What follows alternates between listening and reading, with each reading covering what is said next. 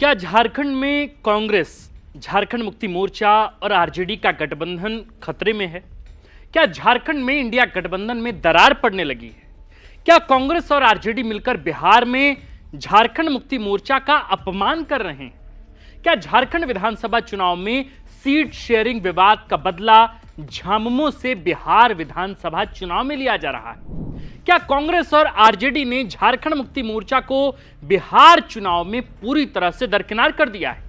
क्या बिहार चुनाव में झारखंड मुक्ति मोर्चा को इंडिया गठबंधन में दरकिनार किए जाने का असर झारखंड में गठबंधन सरकार पर भी पड़ेगा?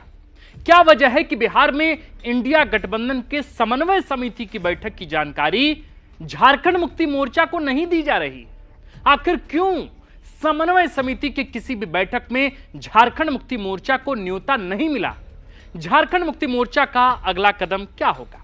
इस वीडियो में हम इन्हीं तमाम सवालों का जवाब तलाशने की कोशिश करेंगे, समझेंगे कि इंडिया गठबंधन में इस नए विवाद का आखिर कारण क्या है। नमस्कार, हमारा नाम आकाश आनंद है और आप देखना शुरू कर चुके हैं द फोर्थ पिलर .लाइव। गुरुवार को पटना में इंडिया गठबंधन के समन्वय समिति की बैठक बुलाई गई थी। बैठक में आरजेडी, कांग्रेस, वामदल और वीआईपी पार्टी के शीर्ष नेता जुटे।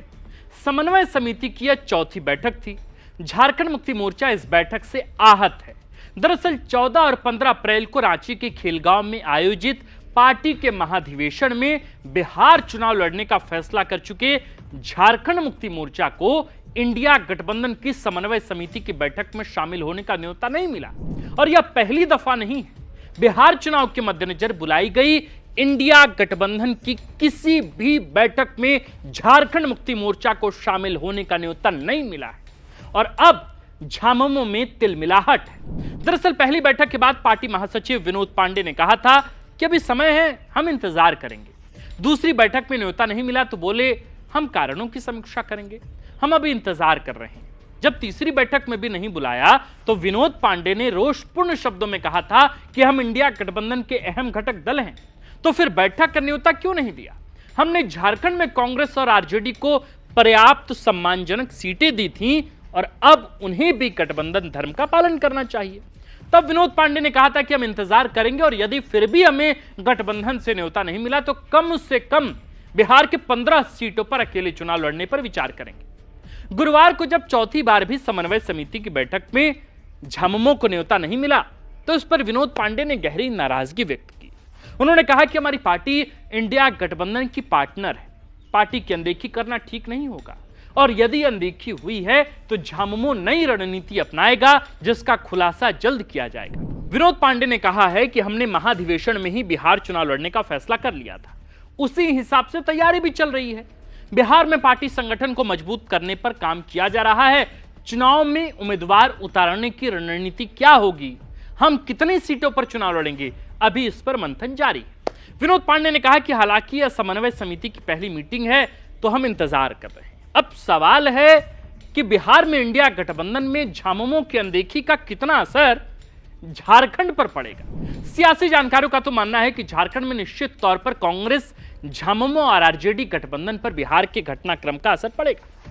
दरअसल झारखंड में हेमंत सोरेन की अगुवाई वाली गठबंधन सरकार में झामुमो के 35, कांग्रेस के 16 और आरजेडी के 4 विधायक हैं यानी एमएलए।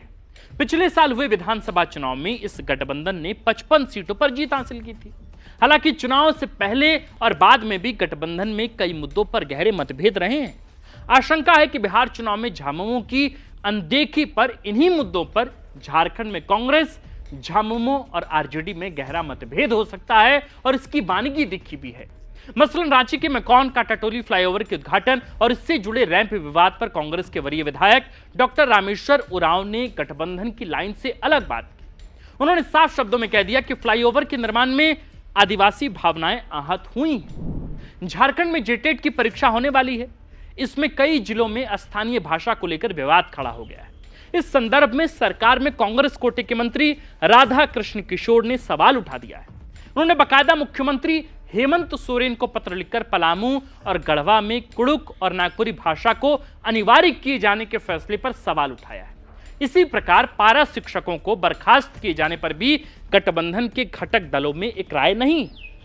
आशंका है कि बिहार चुनाव में झामुमो की अनदेखी से यही मतभेद कांग्रेस, झामुमो और आरजेडी के बीच तलखिया में तब्दील हो सकता है, जो गठबंधन सरकार के लिए ठीक नहीं होगा। झारखंड में इस समय पेशा कानून नियमावली को लेकर भी झामुमो और कांग्रेस के विचार में अंतर है। पेशा नियमावली को लेकर जहां झारखंड मुक्ति मोर्चा फूंक फूंक कर कदम रखने की रणनीति पर काम कर रही है, तो वहीं कांग्रेस पार्टी ने काफी आक्रामक रुख अख्तियार किया हुआ है।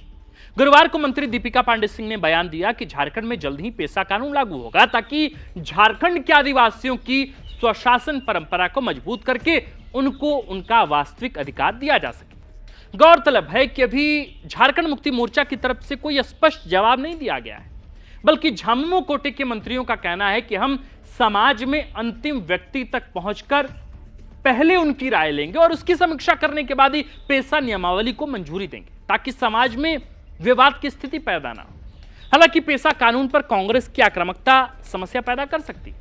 झारखंड में इंडिया गठबंधन के घटक दलों के बीच समन्वय पहले भी बहुत अच्छा नहीं रहा है। राष्ट्रपति चुनाव में झामुमो ने कांग्रेस की असहमति और नाराजगी के बावजूद एनडीए की उम्मीदवार द्रौपदी मुर्मू का समर्थन किया था।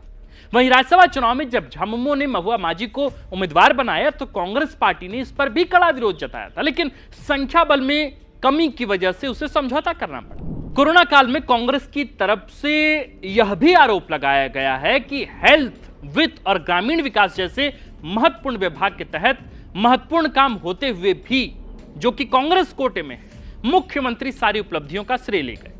चुनाव से पहले सीट शेयरिंग से लेकर सीएम चेहरे तक में कांग्रेस पार्टी और झामुमो में तलखी स्पष्ट दिखी है। दरअसल चुनाव पहले कांग्रेस के तत्कालीन प्रदेश प्रभारी गुलाम अहमद मीर ने कह दिया था कि यदि हमारी पार्टी 25 सीटें जीत लेती है तो झारखंड में ढाई साल तक कांग्रेस और झामुमो का मुख्यमंत्री होगा। तब झामुमो की तरफ से काफी तीखी प्रतिक्रिया आई थी। आपको याद होगा, पार्टी के केंद्रीय महासचिव सुप्रियो भट्टाचार्य ने कांग्रेस को औकात दिलाने तक की बात कह दी थी और यह भी कहा था कि झामुमो के कार्यकर्ता हमें सभी 81 सीटों पर चुनाव लड़ने की बात बोल रहे हैं। डैमेज कंट्रोल के लिए तब गुलाम अहमद मीर को कहना पड़ा था कि वह तो कार्यकर्ताओं को मोटिवेट करने के लिए ऐसा बोल रहे थे। असल में गठबंधन का असली मुखिया तो हेमंत सोरेन ही। आरजेडी के साथ भी सीट शेयरिंग पर विवाद हुआ था। दरअसल आरजेडी झारखंड में कम से कम 18 सीटें चाहती थी, लेकिन काफी हुज्जत के बाद उसे 6 सीटें मिली थी। हालांकि विवाद तब हुआ जबकि तेजस्वी यादव और मनोज झा के रांची में ही होने के बावजूद झामुमो ने कांग्रेस पार्टी के साथ मिलकर सीट शेयरिंग फॉर्मूले का ऐलान कर दिया। इस पर मनोज झा ने कड़ी नाराजगी भी जाहिर की थी। सियासी जानकारों का ऐसा मानना है कि बिहार में आदिवासी आबादी बेहद सीमित है। आदिवासी बिहार की कुल आबादी का महज 1.3%। 243 में से केवल 2 सीट ही एसटी रिजर्व सीटें हैं। झामुमो कम से कम 15 सीटों पर चुनाव लड़ना चाहती है। संभव है कि कांग्रेस और आरजेडी बिहार में झामुमो को प्रासंगिक नहीं मानता। अलग झारखंड गठन के बाद झामुमो ने केवल 2010 के विधानसभा चुनाव में हिस्सा लिया था और केवल 1 सीट जीत पाया था। ऐसे में इंडिया गठबंधन में झामुमो को लेकर उत्साह नहीं होने की संभावना है।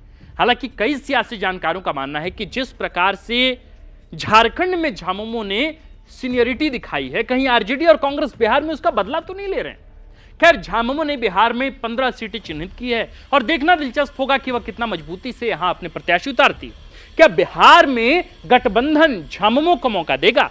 इस सवाल का जवाब फिलहाल तो वक्त के हाथ में है। बिहार चुनाव से जुड़ी तमाम अपडेट्स के लिए आप देखते रहिए द फोर्थ पिलर। हमारा नाम आकाश आनंद है, कैमरे के पीछे नीरज हैं और इस खबर को लिखा है हमारे प्रिय साथी और कंटेंट हेड सूरज ठाकुर ने। शुक्रिया।